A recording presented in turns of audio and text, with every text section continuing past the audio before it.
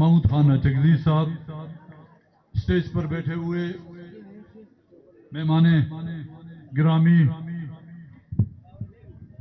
पाकिस्तान तहरीक इंसाफ के मरकजी secretary general Umar Ayub साहब, पाकिस्तान सुन्नी इत्तेहाद के रहनुमा साहबजादा हामिद रजा साहब, वहदतुल मुस्लिमीन के रहनुमा अल्लामा राजा नासिर अब्बास साहब, जमात इस्लामी के सूबाई अमीर डॉक्टर अब्दुर रहमान साहब, पिशीन और इर्द गिर्द इलाकों से आए हुए सियासी कारकुनान, पश्तूनख्वा मिली अवामी पार्टी के दोस्तों, सबसे पहले मैं पश्तूनख्वा मिली अवामी पार्टी की क़यादत का शुक्रिया अदा करूंगा कि उन्होंने आज इस तहरीक का जो आगाज हुआ है और उसका इफ्तिताह जिले पिशीन से किया और आज के इस जलसे में हमें मदऊ किया। मैं अपनी तरफ से, अपनी पार्टी की तरफ से पश्तूनख्वा मिली अवामी पार्टी के अकाबरीन और उन तमाम कारकुनों का शुक्रिया अदा करता हूं। इस बारिश के मौके पर आप लोगों की इस जलसे में शिरकत मेरे ख्याल में जिन सियासी वर्करों को कुदरती आफत न रोक सकी, बारिश और तूफान उनको रोक नहीं सका, दफा 144 उनको रोक सकेगा?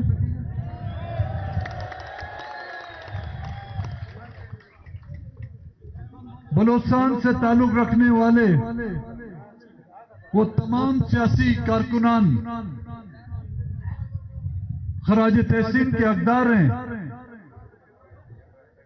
जिन्होंने सख्त तरीन मार्शल लॉ का मुकाबला किया। बलूचिस्तान के लोगों को सख्त तरीन आमिरों के मार्शल लॉ नहीं रोक सके। अपनी कौमी जद्दोजहद के लिए, अपनी मिट्टी के साथ मोहब्बत के लिए, अपने वतन की मोहब्बत के लिए उनको फौजी ऑपरेशन न रोक सका, उनको छावनियों के अकूबत खाने नहीं रोक सके, तो इस हुकूमत को का दफा 144 कैसे रोक सकेगा उनको? अयूब साहब ने कहा कि बलूचिस्तान हुकूमत,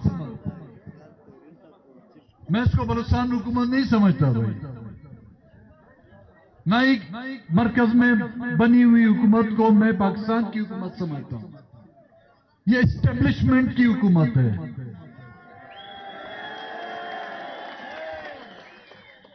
ये फॉर्म 47 की हुकूमत है। ये एक नाम नेहाद इलेक्शन कमीशन की हुकूमत है, जिसको 8 फरवरी को मैंडेट चोरी करके आप एक मुर्गी चोर को तो गिरफ्तार कर सकते हैं,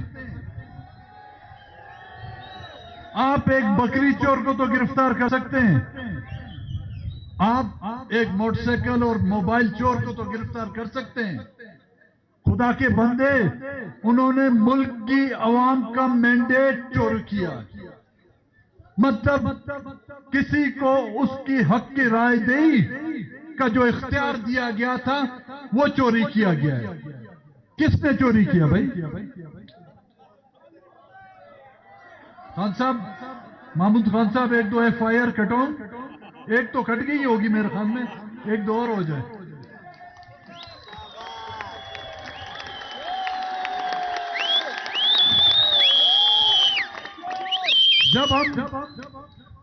जब हम बात करते हैं एस्टेब्लिशमेंट या फौज का नाम लेते हैं तो कहते हैं ये गद्दार हैं।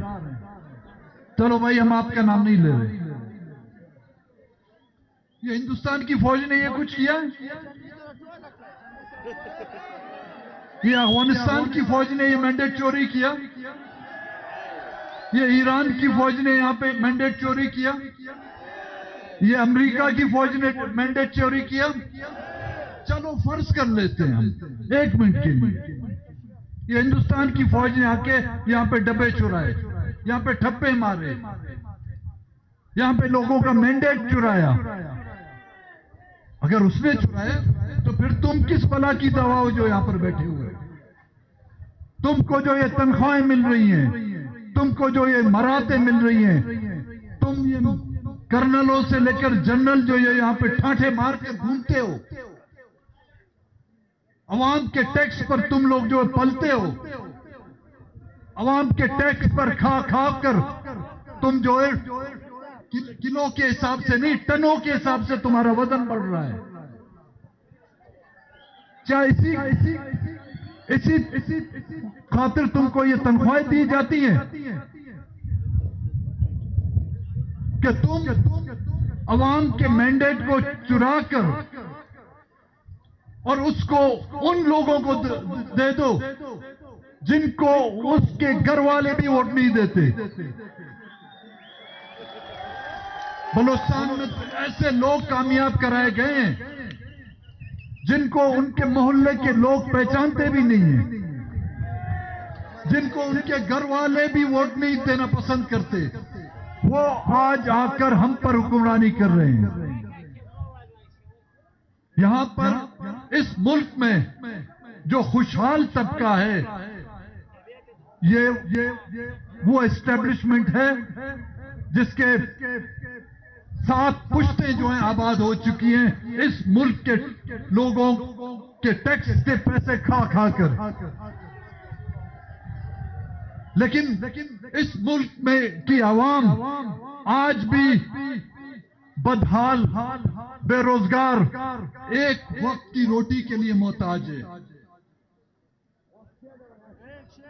यहां पर जब हम बात करते थे कि जी हमारे लोग उठाए जा रहे हैं, मिसिंग पर्सन्स की जब हम बात करते थे, लोगों को हमारी बात का यकीन नहीं आता था कि कैसे लोग मिसिंग होते हैं, किस तरह लोगों को उठाया जाता है। हम जब असेंबलियों में ये तस्करा करते थे, इसका जिक्र करते थे, लोग हम पर तंज करते थे। आज यही सूरत हाल जिसकी इब्तिदा बलूचिस्तान से हुई थी, हम उस वक्त भी कह रहे थे कि खुदा रहा इसको रोको, हमारे बच्चों को जो उठाया जा रहा है इसको रोको।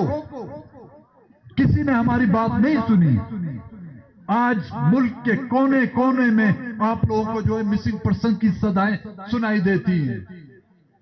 ईद के पुरमसरत मौके पर लोग ईद की खुशियां मनाते हैं, औरतें बच्चे ईद की खरीदारियां करते हैं, जश्न मनाते हैं लोग ईद की खुशियां में। रिश्तेदार एक दूसरे के घरों पे ईद की मुबारकबाद देने के लिए एक दूसरे के घरों पे जाते हैं। बदबख्त हम कौन हैं जो हमारी माएं बहनें ईद के खुशी के दिन भी सड़कों पर अपने प्यारों को ढूंढ रही हैं। बदबख्त हम कौम हैं जो ईद के जब कुर्बानी की ईद होती है, लोग दुम्बे काटते हैं, दो बकरे काटते हैं, लोग गाय और ऊंट काटते हैं, ज़िबा करते हैं। हम अपने प्यारों के जनाजे उस दिन ईद के दिन उठाते हैं।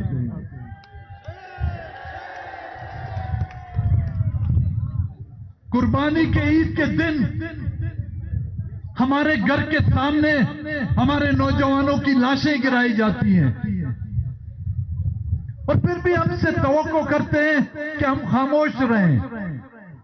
एक जानवर, एक बेजबान जानवर के सामने आप उसके बच्चे को मारें या उसको ज़िबा करें, उसका बस नहीं चलता, वो चीखेगा तो जरूर। खुदा के बंदो, जानवर में हम में तो फर्क तो करो। जब हमारे सामने हमारे बच्चों को ज़बा करोगे, 10-10 साल एक मां रोते रोते उसकी आंख की बीनाई खत्म हो जाती है अपने बच्चे को देखने के लिए।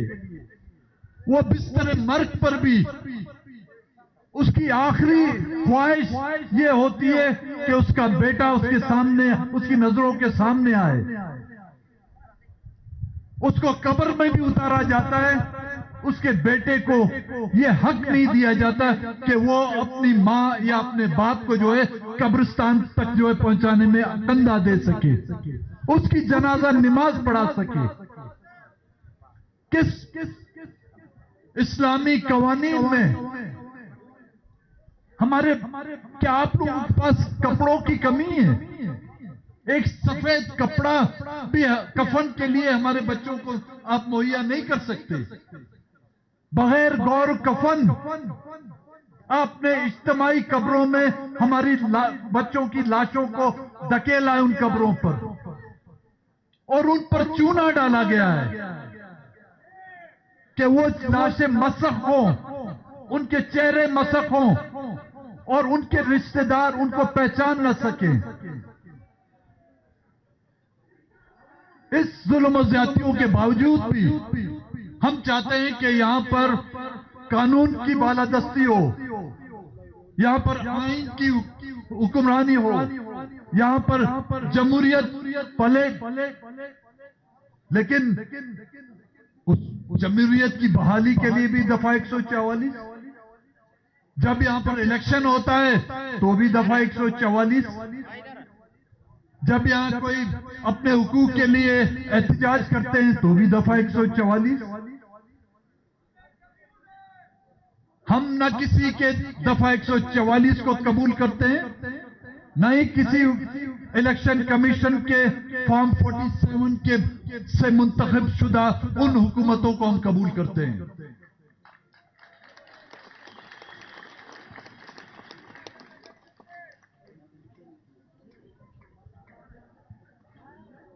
लोग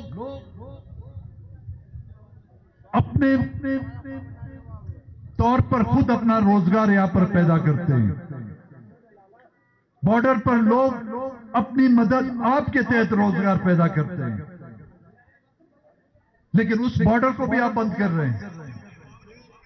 वो भी अपने मनपसंद लोगों को, जो आपके बूटों को हाथ से नहीं अपनी पेशानी से पॉलिश करते हैं, उनके सुपर्द कर रहे हैं आप उनको।